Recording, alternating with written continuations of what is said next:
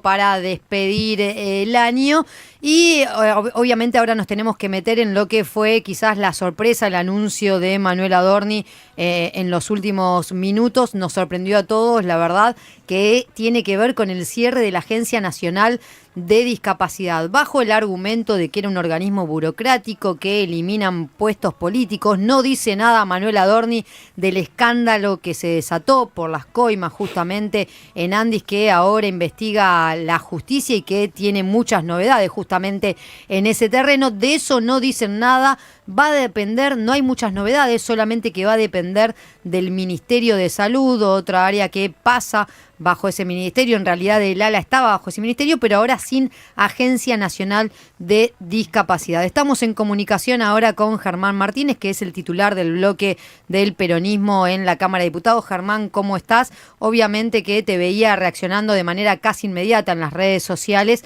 por lo que el anuncio que hizo el gobierno este 30 de diciembre. Hola Rosario, buen mediodía para vos y para toda la audiencia. Gracias. Bueno, me parece que un paso más, ¿no? Porque lo primero que quiero decir es que la ley de presupuesto que acaba de aprobar el gobierno, ya en lo que respecta al financiamiento de la ANDIS, ya quedó vieja. Sí, ¿no? Claro, lo que pidieron votar el viernes en el Senado. Sí, por eso te digo, pero además de eso y la publicación en el boletín oficial ya está vieja, porque ahí se preveían los fondos supuestamente para la Agencia Nacional de Discapacidad.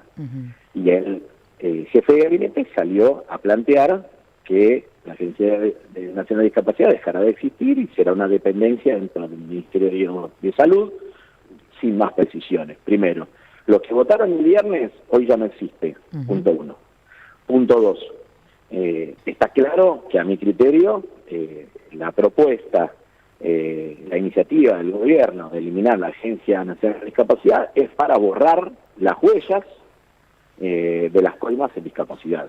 Por eso no es una reforma administrativa, ¿no? Es un plan de impunidad del gobierno que lo que quiere es que todo lo que hicieron pésimamente desde la Agencia Nacional de Discapacidad, como decir, estos fueron otros, nosotros no tenemos nada que ver, borrón y cuenta nueva, ahora nos dedicamos nosotros. Como si a los funcionarios de la Agencia Nacional de Discapacidad lo hubiera nombrado el Espíritu Santo y no hubieran sido los propios decretos y decisiones administrativas del Poder Ejecutivo. Sí. Y lo tercero, el descuartizamiento, la eliminación de la Agencia Nacional de Discapacidad ratifica que el gobierno de Javier Milei tiene un problema serio con la respuesta estatal respecto a las personas con discapacidad y a todos los servicios prestacionales vinculados a las personas con discapacidad, ¿no?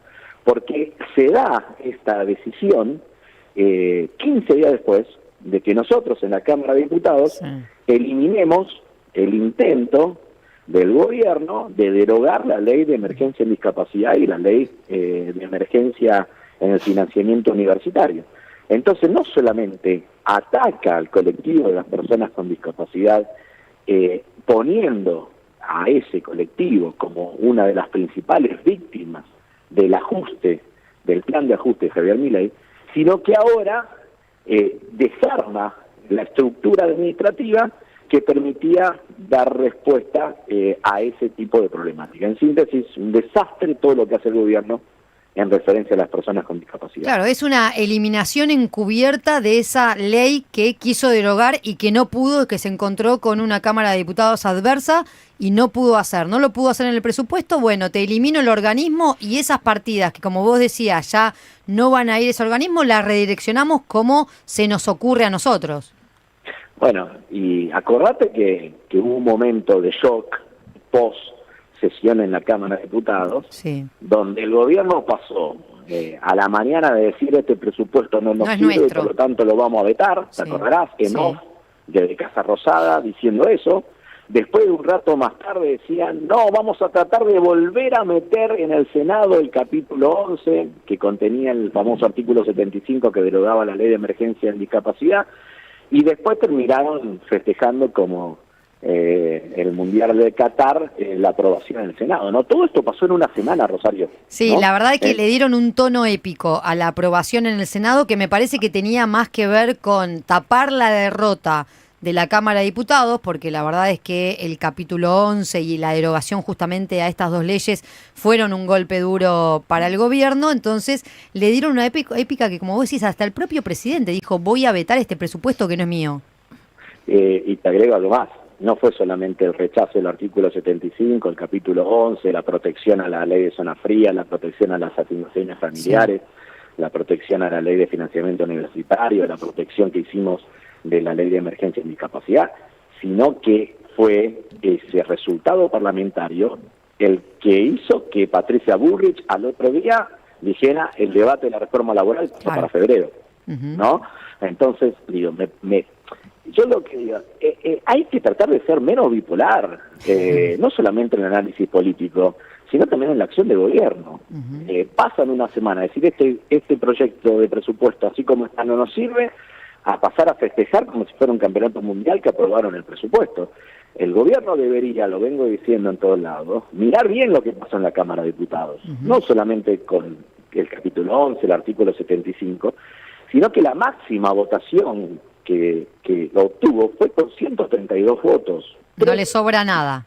3 más que el quórum. Sí. Y obtuvieron el quórum porque Encuentro Federal se sentó a dar quórum, porque le estaban faltando 3 para conseguir quórum a un par de minutos de cumplirse los 30 minutos que hay de cierta tolerancia para poder construir el quórum en la Cámara de Diputados. Entonces, no sobra nada, debería abandonar la bipolaridad, debería dejar de pensar en determinadas situaciones y, sinceramente, respecto al colectivo de personas con discapacidad, a sus familias y a todo el sistema prestacional, debería dejar de ser tan cruel, porque el Congreso argentino le demostró en 5 oportunidades que piensa otra cosa. Y si lo tiene que demostrar en 6, lo demostraremos en 6 o en 7. ¿no? Tenemos otra mirada respecto a la cuestión de las personas con discapacidad, y me parece que el gobierno tiene que tomar nota. Sí, lo que pasa es que no toma nota de lo que pasa en el Congreso, como vos decías, muchas votaciones diciendo hay que darle los fondos a las personas con discapacidad, no toma nota de lo que pasa en la justicia, porque apela, campana, ¿no? Claro, apela 1, 2, 3 medidas hasta no cumplirlas ni siquiera, entonces la verdad es que no toma nota con respecto a esto. Sí, toma nota, que mire para el costado y se haga del ganador es otra historia, pero te aseguro que toma nota, porque yo le veía las caras acá el día que rechazamos el artículo 75 y el capítulo 11 del presupuesto, y estaban en un shock total, ¿no? Nunca esperaron perder esa votación, ¿no? Yo creo que, bueno, la tarea que nosotros tenemos que hacer es esa, tener mucha firmeza en los posicionamientos, tener claridad ideológica en lo que estamos defendiendo y tener lo que tuvimos también en el presupuesto en la Cámara de Diputados, un dictamen alternativo, una propuesta distinta, que le diga a la sociedad por dónde tiene que conducirse la política económica. A veces esos temas pueden tener mejor receptividad, a veces tienen más visibilidad o menos visibilidad, pero es la tarea que tenemos que hacer, al menos en el bloque de la Cámara de Diputados, ¿no? Sí, es votación tras votación, ¿no? Es proyecto por proyecto, porque depende del proyecto, es ir a buscar incluso afuera y demás esta discusión, pero el gobierno que creía que con el resultado electoral podía llegar a tener una escribanía, no es tan así. Yo creo que es así, es una tarea puertas para adentro de nuestro bloque, primero tratando de tener una postura bien clara, bien definida y entendible por la sociedad. En segundo lugar, tener una estrategia de alianza con otros espacios políticos en aquellos puntos que nos pueden permitir conformar mayorías que también en nuestro caso también serán en ley por ley, o hasta te diría artículo por artículo, ¿no? En algunos casos. Y en tercer lugar, es una estrategia de coordinación con la dinámica de la protesta social, ¿no? Yo escuchaba a los oyentes hablando sobre el protocolo antipiquete y todo eso cuando retomaban después de la tanda, y nuestros diputados nacionales el miércoles habían estado sesionando hasta las 3:30 de la mañana, y el jueves a las 12 del mediodía estaban acompañando la marcha de los trabajadores en defensa de los derechos laborales en la protesta impulsada por la CGT y la 2CTA, ¿no? Hay que estar acá adentro, pero con una mirada siempre de articulación con la protesta social y con la dinámica de la calle, ¿no? Totalmente. Germán, vos sos un hombre moderado y obviamente tenés que articular con todos los diputados y lograr que los diputados de tu bloque vayan para el mismo lado. Y lo que vimos, sobre todo esta semana en el Senado, quedó muy marcado como 3 senadores peronistas votaron a favor del presupuesto y sobre todo de un capítulo que era muy polémico porque hablaba del ajuste a la educación superior. ¿Cómo se hace eso, no? Porque fueron quizás legisladores que asumieron su banca por el peronismo. ¿Cómo se hace para contenerlos y que no se vayan con el gobierno muchas veces? Porque los gobernadores son los que terminan definiendo para qué lado votan. A ver, más que por una cuestión de moderación, se trata de una cuestión de respeto a la otra Cámara y a mi interbloque en el Senado, ¿no? Imaginarás que después de todo el esfuerzo que hicimos en la Cámara de Diputados para tener una postura muy clara y muy unificada respecto al tema presupuesto, no me resultó para nada simpático lo que pasó en la votación del Senado, ¿no? Creo que son esos senadores, esas senadoras, los que tienen que dar respuestas. Hay que poner la carga al revés. A veces hay una especie de sobrecarga en el bloque que, entre comillas, no contiene, pero se tiene una mirada a veces muy indulgente sobre la actitud individual o de grupo que pueden tener un grupo de diputados o de senadoras y senadores, en este caso, que deciden ni siquiera apartarse de una orden de disciplina partidaria. Estábamos hablando en el artículo 30 del Senado de la eliminación del compromiso de alcanzar el 6% del Producto Bruto en educación. Estábamos hablando del financiamiento de equipamientos e insumos para nuestras escuelas técnicas, de ir en un camino progresivo de crecimiento en inversión en ciencia y tecnología hasta llegar al 1% del producto, del Fondo Nacional para la Defensa, para poder equipar a nuestras Fuerzas Armadas y poder sostener a nuestra industria para la defensa. Estábamos hablando de cosas muy sensibles que no tienen nada que ver, esos deseos del gobierno de eliminar todos estos marcos normativos, de lo que ha sido nuestra propuesta política electoral en las últimas elecciones. Entonces, yo creo que cuando pasan estas cosas, la lectura tiene que ser desde la representación política. Nosotros tenemos que representar políticamente a los que nos votaron en el 2023 o en el 2025, que nos votaron por tener una propuesta distinta, alternativa, diferente, claramente diferente a lo que plantea Javier Milei. Si nosotros nos paramos del punto de vista de la representación, es mucho más fácil, porque después está la chiquitita, ¿no? No, yo agarro, voto así o asá porque fulano, mengano me dijo, esa es otra historia. La pregunta es, ¿y dónde quedan nuestros votantes?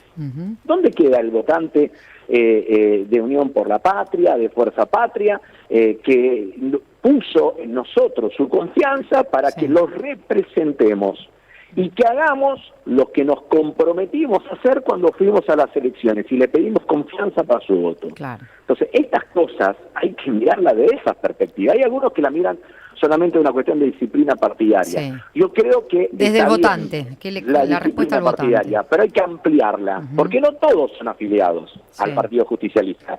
Y a nosotros nos votaron millones de argentinos que no son afiliados al Partido Justicialista y que tienen el mismo derecho del afiliado al Partido Justicialista a ser representados por nosotros, estemos en diputados, estemos en el Senado. Entonces, yo creo que hay que seguir haciendo esa tarea, hay que ser muy firmes en las convicciones que nosotros defendemos. Acá no se trata de una cuestión de personas sueltas, sino tratar de recuperar un espacio político que tenga la firmeza que tiene que tener para garantizarle a los que nos votaron en que encuentren nosotros la representación política que necesitan. Si no, se complica, porque ese votante me dice, loco, si yo te elijo para que hagas A y vos haces B, ¿para qué te voto?